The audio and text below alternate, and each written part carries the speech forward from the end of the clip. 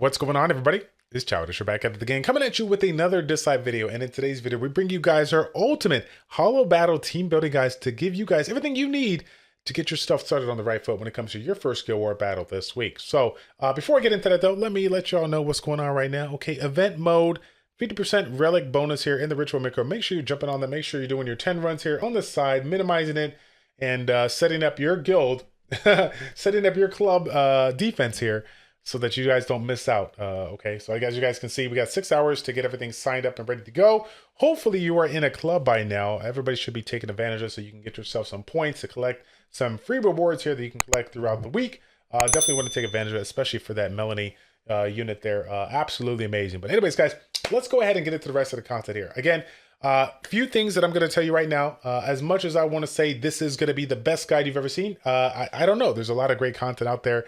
I will say this though, I have extensive experience in essentially 3v3 Guild War battle kind of content with the games that I played over the last 5 to 6 years. So since this is basically more or less the same format here, I just wanted to go ahead and share with you guys some of the things that has not changed when it comes to 3v3 Guild War battles here that you just cannot deny. Okay, so first thing without question here is going to be the number one thing that I want to drop here is elemental diversity. Elemental diversity when it comes to your team building. Okay, so again, I'm going to go into my team here, and at the very end, we'll go ahead and talk about it here. Again, now right now, I'll tell you this right now. This is going to change. I'm just throwing something for the mixer to kind of explain my thought process. Right, elemental diversity, very, very important. Why is that? Because when it comes to Guild War battles, in a nutshell, right, if it's set up in the way that I'm thinking it's going to be set up, right, this is going to be essentially 3v3 auto battle. You bring in your team versus their team on basically auto play, and you essentially just go about taking them down to the best of your abilities. So if you want to create a team that's going to make it very, very difficult for them to capitalize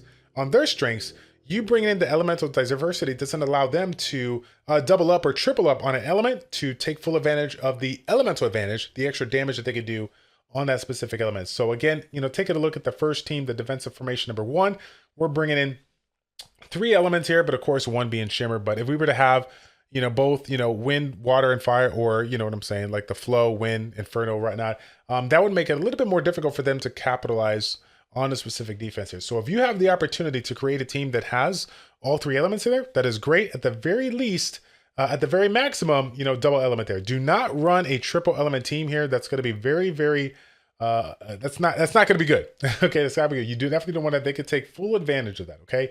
Next thing, tip number 2, the team needs to be synergistic in nature. There has to be something about this team that just makes sense here. So for example, when it comes to my specific team that we're running for defensive formation number 1, I'm taking advantage of essentially a couple of units out there that can get the first turn, control the playing field, and again, kind of lock them down so that I can do a little bit of damage here at the end, right? So again, as you guys know, we got Ty. That was one of our first legendary espers that we pulled. Fantastic unit, one of the best speed leads, the best speed lead in the game.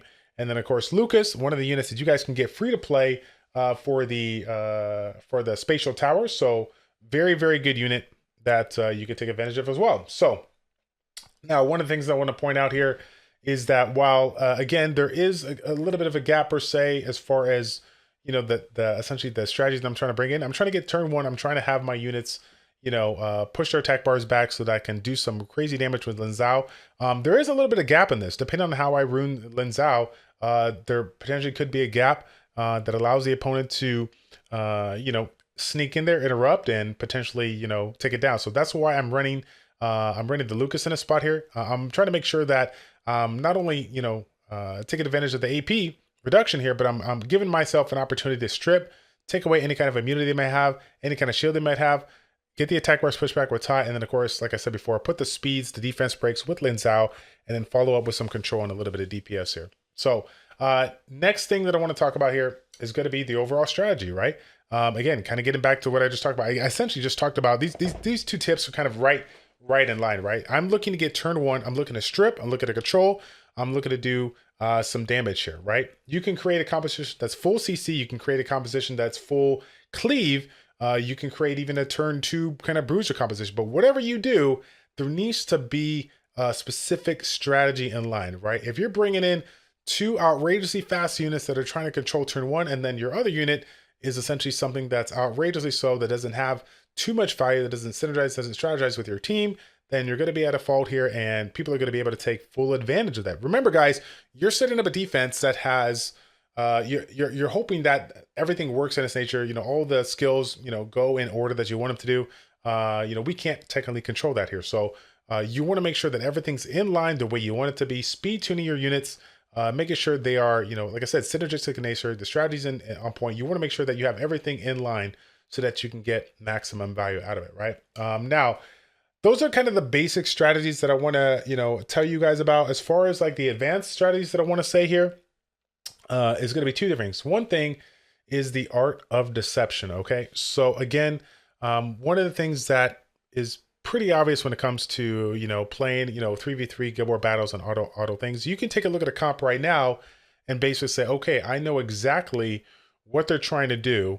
I'm going to take XYZ to go up against to it and then, essentially take them down. But if you create a composition that is deceptive in nature, meaning you build it in such a way that people wouldn't expect it to be, that's when you can catch them off guard, and that's when you can take full advantage of it. For example, right? Let's go into, let's just take a look at the defensive formation here, right? This is not my set team. I'm just throwing something in here, right? So this particular team, we got Gabriel, we got Donar, and then we got Changpu, right? So essentially, I got myself a very, very tanky team that has multiple ways of gaining, a little bit of immunity, and also has potential to, provide a little bit more mitigation by the likes of the defense buff that we can obtain from Donar by himself. And then, of course, the buff that we got from Gabriel. Now, generally speaking, units like this are going to be relatively slow in nature. Donar is going to be relatively slow in nature. But if I were to build Donar in a speedier fashion, or if I was to build, Gabriel in a very speedy set here, I'm going to catch somebody off guard that's trying to get turn one on me and trying to do what I'm essentially trying to do in my defensive formation number one, which is get the first turn, control the playing field, control the attack bar, stun them, lock them down, right? If I go turn one, super fast, speedy set on Gabriel, I am able to put up that immunity to prevent them from doing what they want to do turn one, and essentially giving me an opportunity to bring Donar in, get his skill 3 off, get that conductor going, and maybe bringing another unit out there alongside Changpu to get, like I said, get a little bit more value out of this. Again, don't look at this one specifically. I'm trying to keep my actual teams out of the question. The first team is pretty darn close to what I'm going to run, but the second team, just kind of go with me on the thought process here.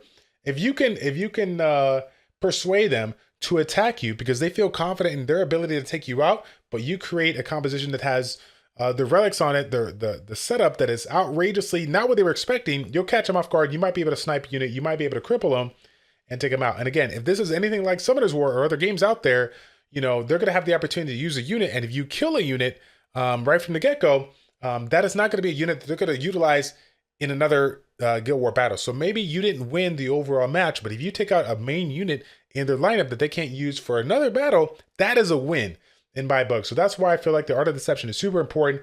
And again, it's very heavily reliant upon the amount of relics you have, the relic depth you have, or the rune depth you have, as I would say. So this is not something that you can do all the time. This, like I said, this is more of an advanced kind of strategy that you want to focus on if you have the units and if you have the relics per se, okay? And so in addition to that, for the competitive people out there that want some more tips on this here, the last tip that I want to drop here is to capitalize on your strengths here, okay? If you are looking to be in a competitive guild, while you want to create specific compositions that might make sense or might be cool or might help you out because, I already have this unit ruined up for a specific aspect. If your goal is to be in one of the top guilds out there on the server, you need to do what you got to do to make the strongest defense as possible. The one that kind of combines every single thing that I'm talking about when it comes to this thing, right? One of the biggest mistakes that a lot of people make in the original game I played, Summoners War, is that when it comes to building their comms and making, specific adjustments on it, they would sit there and be like, okay, well, once a month we get a free removal. I'm going to go ahead and I made some adjustments, or maybe I recently optimized my account to be the best it can be for Guild War defense. And I'm trying to be a top 10 guild, I'm trying to be in a top 10 guild. I can make a couple of adjustments and I've done the work on the back end, but I'm not going to make the changes just yet. Even though I have the resources to go ahead and switch up the runes, I'm not going to do it because it's not free removal day, okay? Your guild doesn't care about free removal day. Your guild cares about getting rank number 1. So at the end of the day, if you're not doing everything in your power for the betterment of your guild, you're going to be at a loss. Your guild's going to be at a loss, and that's basically the gist of it here. Capitalize on your strengths while you have specific opportunities to make some adjustments or make a team that works at this well. You might have a super strong Hades set. You might have a super strong CC set that works hand in hand with the unit that is based upon HP, that is based upon defense. Okay, I'm going way out of left field here, but you might have something in your lineup that just says, wow, you know what? With this unit and this relic, with this composition, you will absolutely crush your opponents. So take advantage of that. If that might mean, you know, reruning somebody to go ahead and, you know, be not as fast or whatever, whatnot when it comes to your speed runs and Chrono 10 or whatever. But again, if you put the guild before yourself and your members do that as well, that will make your opportunity to get a higher ranking for your guild be absolutely possible here. So again, those are some of the quick tips that I want to drop here. The basic ones, again, for all of you guys coming up in the game as a beginner: elemental diversity, synergy on your team, and just overall strategy, capitalizing on whatever you're trying to do, whether it's turn 1 cleave, turn 1 CC, you know, turn 2 bruiser, whatever it is. You know, take advantage of that. Make sure that they are your team is synergistic in nature. Okay, and of course, being deceptive and capitalizing on the strengths of your account, the relics that you have, the units that you have. I promise you guys, you will do absolutely amazing when it comes to your first round of Guild War battles. So that's all I got for you guys today. If you guys can help me out, you guys know me, man. When it comes to educational content, I'm not always there. I'm taking my step back here. I'm just trying to play catch up with all the other content creators out there because they're providing so much fantastic stuff. I'm just like, man, what in the world do I talk about? So if you guys can help me out, I feel like this is one of the first team building guides for Holo Battle. I might have missed one of the content creators out there, but if this is useful in any way, shape, or form, like the video, subscribe to the channel, share this with your guildmates, share this with your friends, provide this insight for them, and leave additional tips in the comment section down below so they can get the help that they need to make your guild that much better, okay? That's going to be it, fam. Thank you all so much for tuning in. It's your boy Childish, ChildishPlays, checking out. Take care, and we'll see you guys in the next one. I'm out.